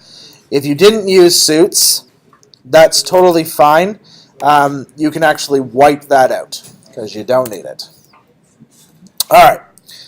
The next piece. We're going to create the onClick event. So the onClick event is card L, and there's 2 different ways you could do this. You could add the event listener, or you could just access the click property and pass it the method card selected. And then there's 2 steps that should have been in here that weren't. One was print card values to the screen, which would be very handy so you could actually see the damn cards. Card L dot text content equals card value. And then the last one was append card to the screen. So one actually adds the text content, the other one actually puts the card on the screen, and we do that from GameBoard. GameBoard.append card L. Actually, I think it's supposed to go under cards, isn't it? Yes, that would make a lot more sense if it was under cards. So let's put it under cards. Yes, Alex. You said card selected is a function? Card selected is a function we haven't created yet. That is down here. Are we calling the function? We are assigning the function to the onClick property. Remember in objects today where we took bio and we assigned it a function definition? That's exactly what we're doing there. We're assigning it a function definition. If we were to add the parentheses, we would call it, which is not what we want, because that would just give us a return value, likely of undefined. All right, let's try this one. This one is function on line 70 here. The piece in the middle is the event. When an event occurs, basically what happens is, if you guys have learned about lambdas, it passes the event into the function as an argument. So we need a parameter in place to capture that passed argument. So that's what's happening here. We're capturing the event. Event is really, really important because it has a lot of different pieces on it. If you're still having difficulty with what event is, I would recommend going back to the event lecture and looking at it. It was week 6. All right. First thing we want to do is check if there's a card selected. Well, it's very easy. All we have to do is go current card does not equal null, right? Because we set it to null. So if it's not null, that means there's something in it, right? That's the idea. We want to compare our cards. So we're going to say if current card dot text content is equal to event dot target dot text content. I'm just curious, what types of objects are current card and event target?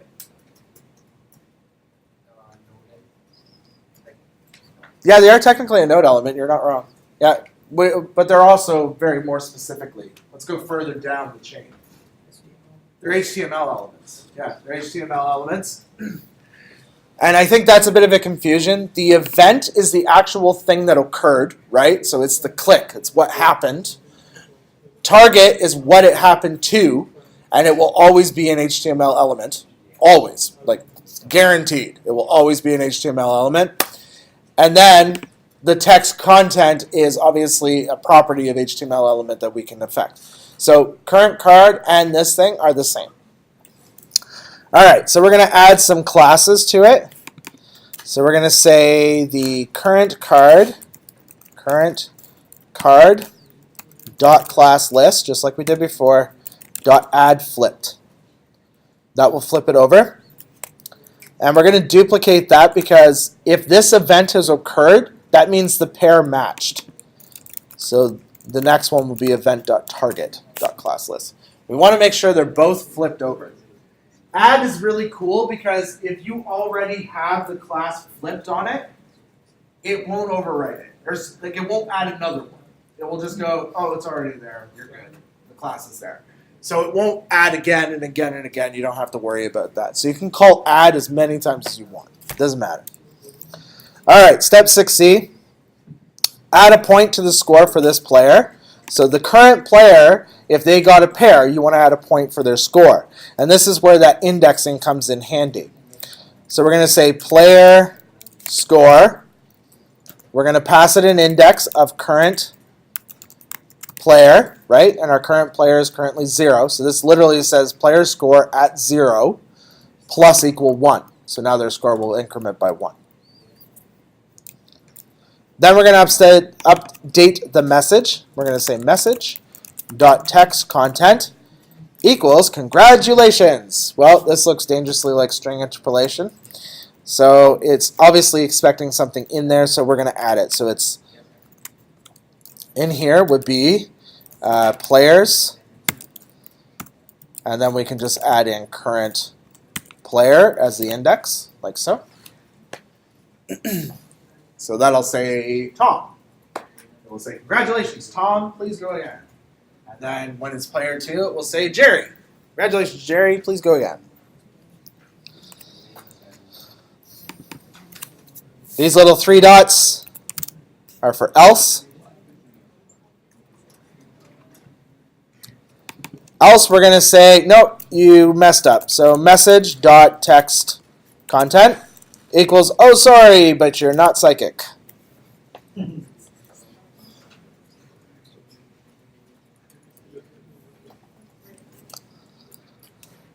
Step 6F. This is a ternary. I've seen some very interesting ternaries. Like I saw very interesting ternaries on the midterm. Ternaries are not very difficult. They're just a simple concept. Usually with a ternary, you start with a variable that you want to assign a value to. The next part of the ternary defines what value you're going to assign based on one condition. This is our condition. I like to wrap my conditions in parentheses so that way it's easier to see what the condition is. So I'm going to say if current player is equal to 0, then I need the question mark. The question mark is part of the ternary operator. It says then set it to 1. Otherwise, that's where the colon comes in, set it to 0. The left side of the ternary is always if the condition is true. The right side of the ternary is always if the condition is false. That is true in every single language that implements the ternary operator. PHP does not have a ternary operator. Kind of. Actually, it does. In PHP 7, you now have this thing, which is supposed to be a ternary operator, which is just ridiculous. No, wait. No, PHP has ternary operators. It doesn't have OR. Didn't have the OR operator. That's what the issue was. If you ever wind up working in CoffeeScript, God forbid you have to go through that, they do not have the ternary operator. Anyways, let's do step 6G.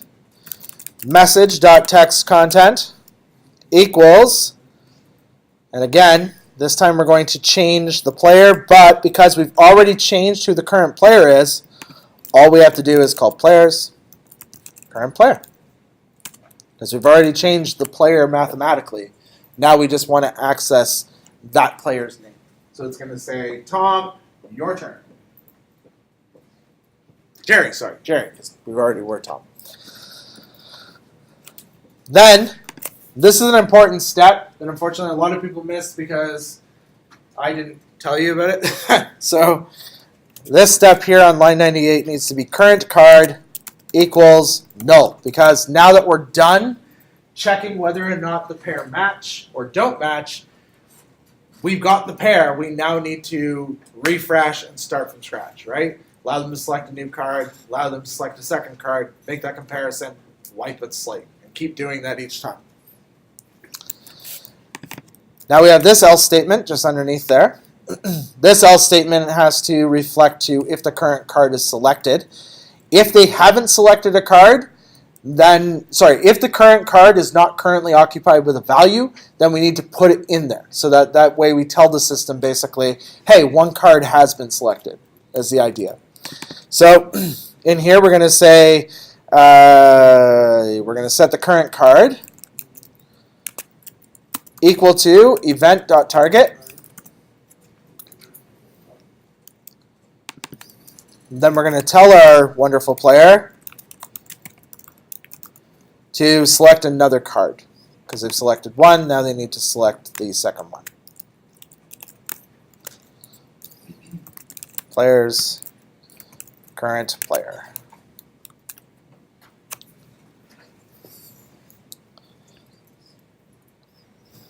And we're almost done.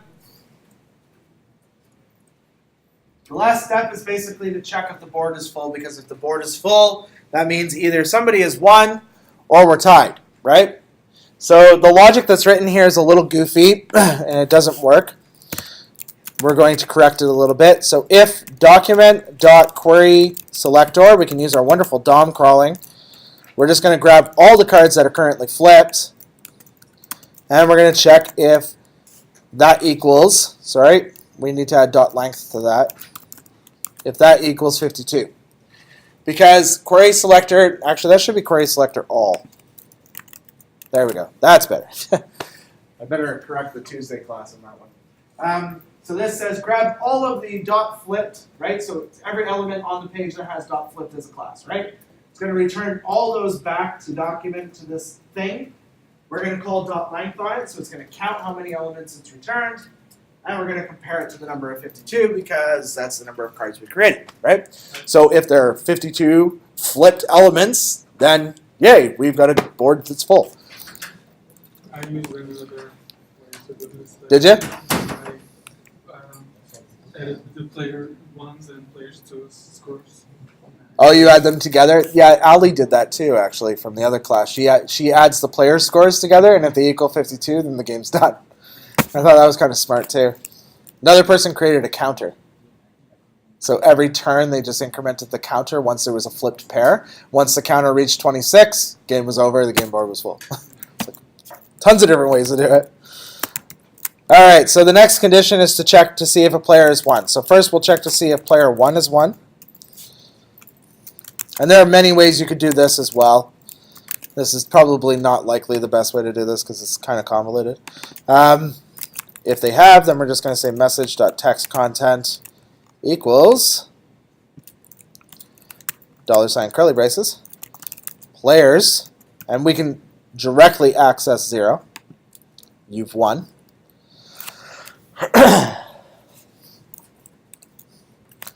And we have one more condition in here just before this, so I'm going to add these brackets, else if, right here.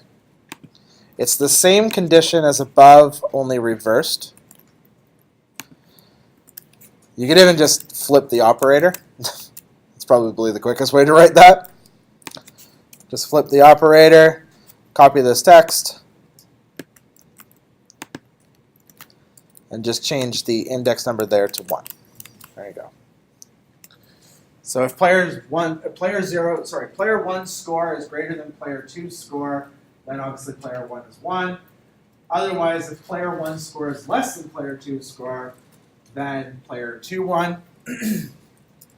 Otherwise, the whole thing ends in a draw.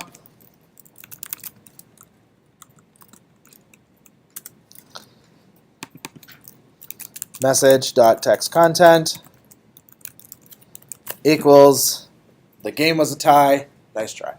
I use don't need two conditions here.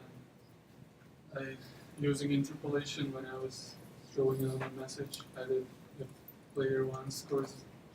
So you did a ternary inside the thing? Yeah. And that would be, I agree, 100%. That would be much cleaner to just do a ternary operation in here instead of doing what we've done here. Probably 1,000 times cleaner. All right, so based on that, we should be good. Things that you still need to complete, though. Step 1, include your style sheets. Don't forget that. You'll need to include your styles before you actually create the styles. And you'll see that now because when we open up and we refresh, we get all of our numbers down the side. They're not in any pretty rows or orders or anything like that. They're also all currently visible, right? So you're going to want to figure out a way to make them invisible. You can either do it with JavaScript or you could do it with CSS just normally. It's completely doable with CSS as well. But I'll leave that to you because this is not a CSS class.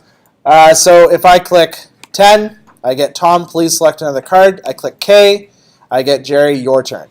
So I'm going to click 5 and an ace, and I get Tom, your turn. So I'll click 2 that match.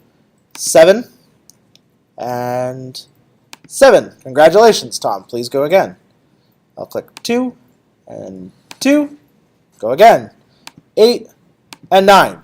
Jerry, your turn. So it works. Well, let's just make sure Jerry actually can get a pair here. 10 and 10. Congratulations. Please, Jerry, go again. So that all works. I think we are missing one spot, though. I don't think we're actually outputting the text for the score.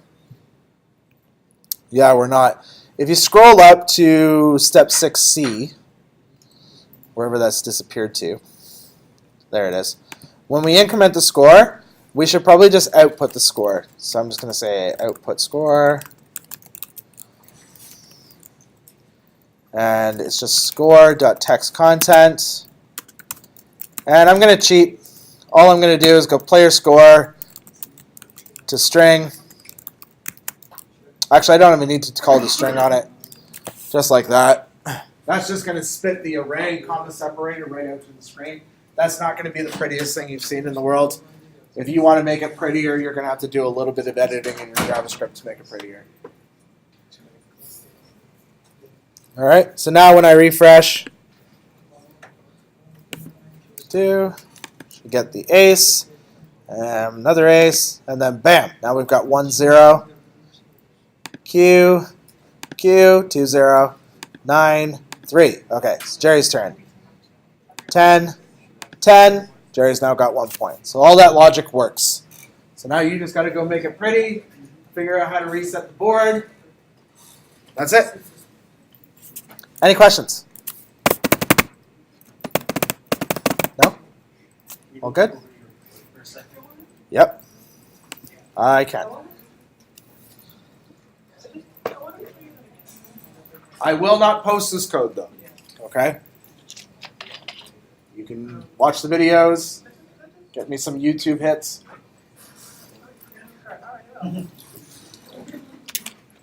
Alex seems to think I'm making fat bank off YouTube.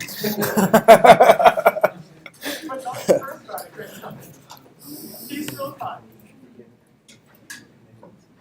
Could you slow down to the bottom? I will not say to do it. Keep going. Yeah. That's it. Should I specify a card background?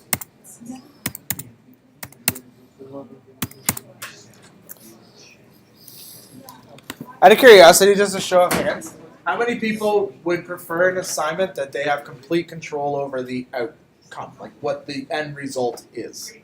So basically, you do your own idea, you just follow a small little thing saying you must have an object, you must have a functional constructor, stuff like that. Are you open to that?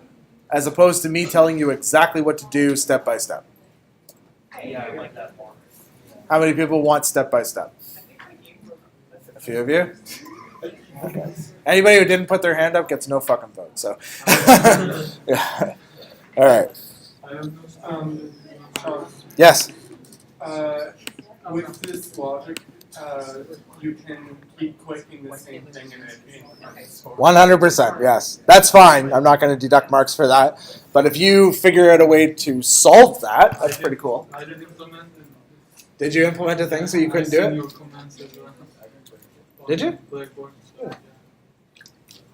One thing you can do, when the cards are flipped, right?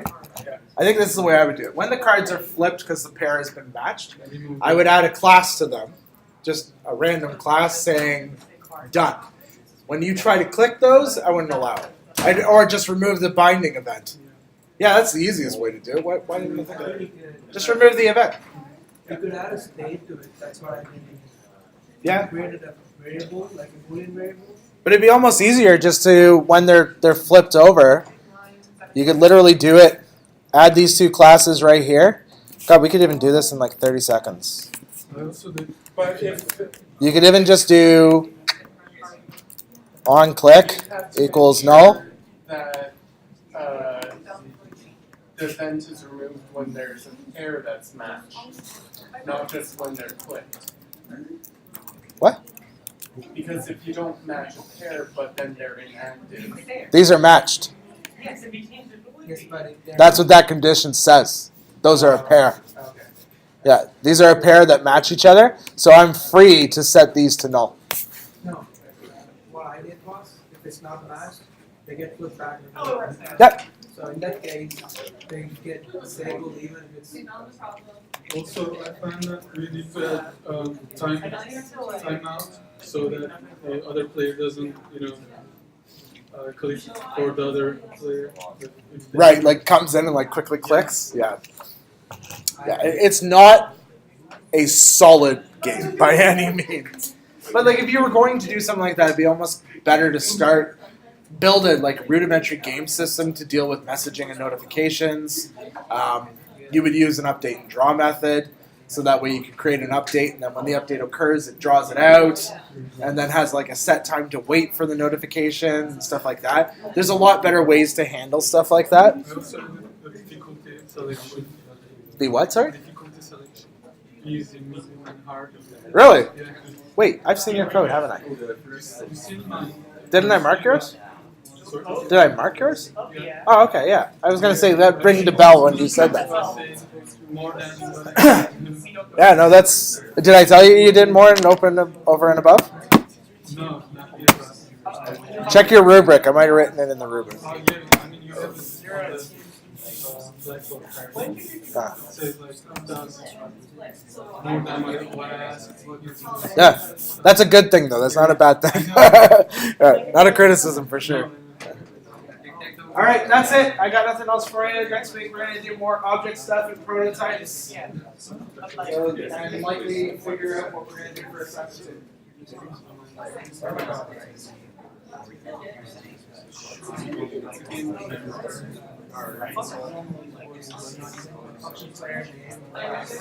it's just a function, yeah. And he says something properties, yeah. And then yeah, that's exactly how it's done.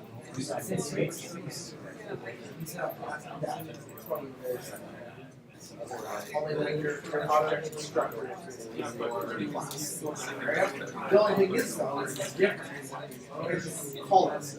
That's sad. You can call it just like any object would. You can call player. Have return values, return values. Yeah, so it's kind of works pretty cool. They use that generate players.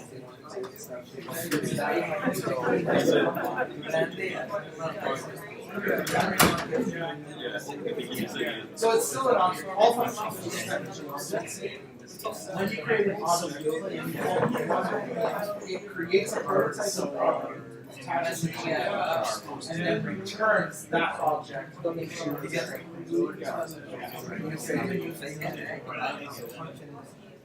yeah, you can do it. It doesn't matter what it is. You can call it you or you can do something. Some people do that. They'll create 2 basic implementations and then we'll call it a new one. And then we'll start adding properties to that one. So you can create like the cool thing about that is you can have a replacer, right? I really love that. Now, wizard is like, then you have a wizard, and then you can say, new age, sorry, age is business. And now you captured all that, you can put it into age. So that's kind of how you do everything. Yeah, exactly. Really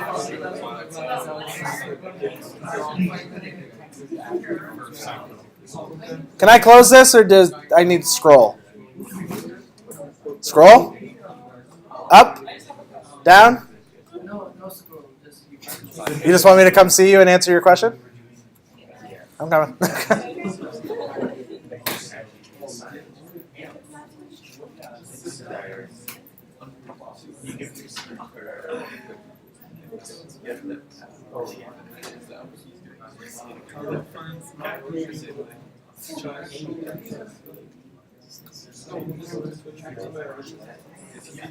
Oh yeah.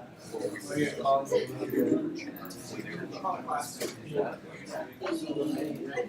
could do it there. Yeah, you'll have to use something different than the word plastic.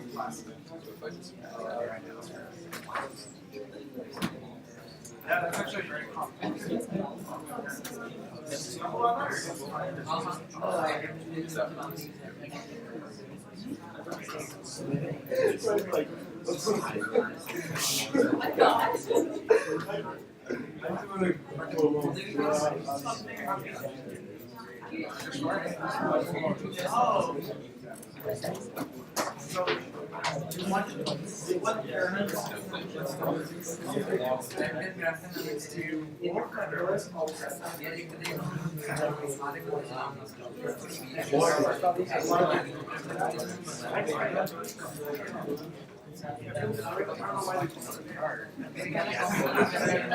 not going to see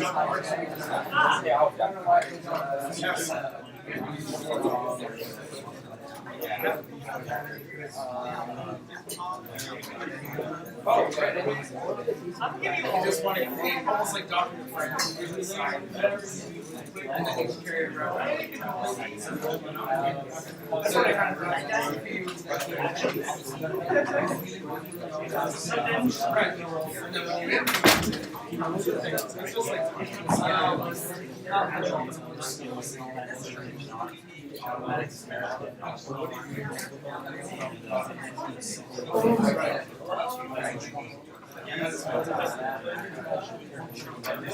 we're actually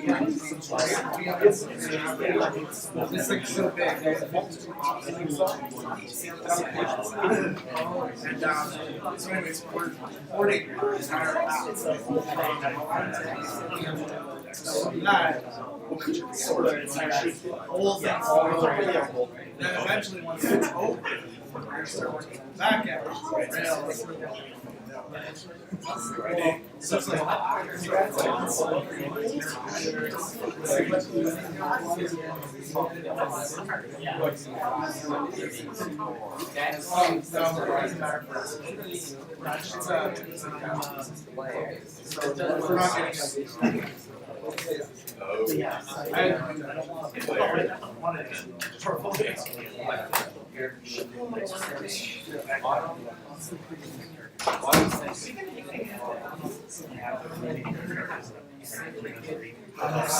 Setting up the game, right?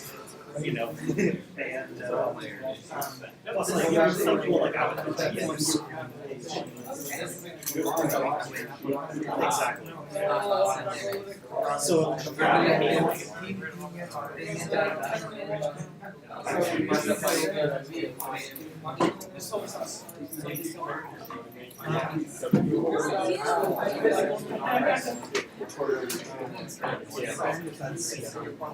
this whole sheet is that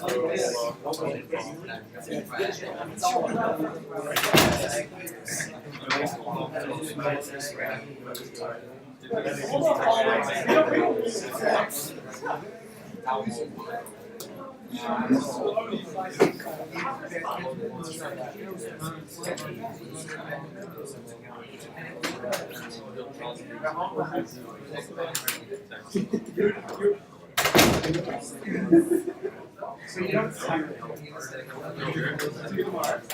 you can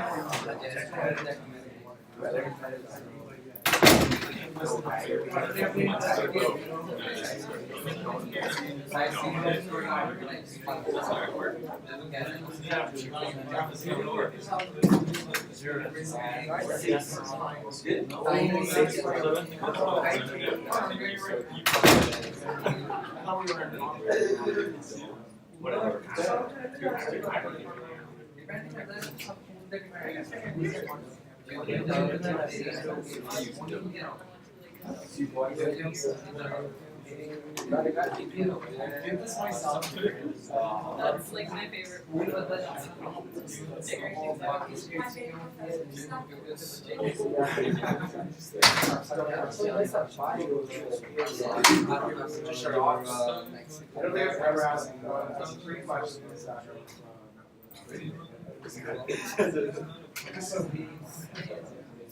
A lot of regulation that the organization needs to follow these guidelines. And if you ask something that somebody's already asked, but for whatever reason, you don't find it. So they like, Yeah. dude, this already been answered. Plus you can't even like download and upload it unless you have your application. Yeah, exactly. I don't have any questions. I don't answer that. But I think it's a good way of like maintaining quality. Yeah, 100%. It's like kind of like what's that stuff, right? Yeah. We've sent so many people to do this. Yeah. Yeah, what's up? And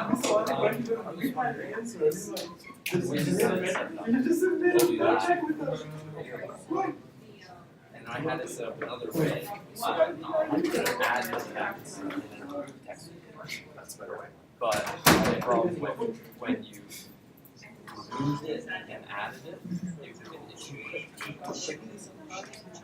leave it there. Oh, you're feeding the race condition. Yeah. So that's part of the asynchronous. So what happens when you click, it adds it to the event USB system.